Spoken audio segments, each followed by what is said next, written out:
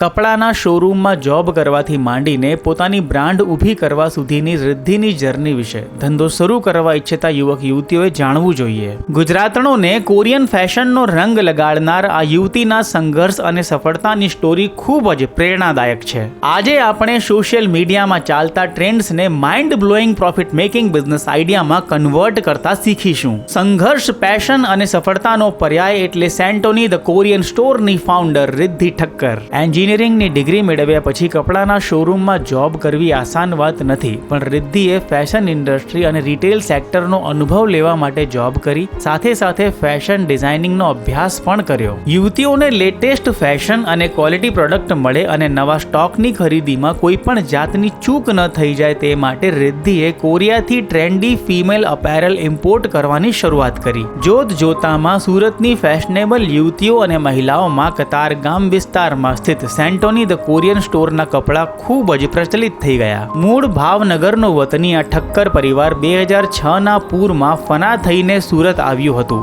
પિતાને ડાયમંડમાં પરિશ્રમ કરતા જોઈ રિદ્ધિએ મનોમન પોતાની બ્રાન્ડ એસ્ટાબ્લિશ કરવાનો સંકલ્પ કર્યો અને કરી બતાવ્યું. રિદ્ધિ ઠક્કર પોતાની બ્રાન્ડ સેન્ટોની ધ કોરિયન સ્ટોરને મળી રહેલી સફળતાનો શ્રેય ગુરુ મહંત સ્વામી, માતા પિતા અને ટીમ મેમ્બર્સને આપે છે. ધંધો નાનો છે પણ પોતાનો છે.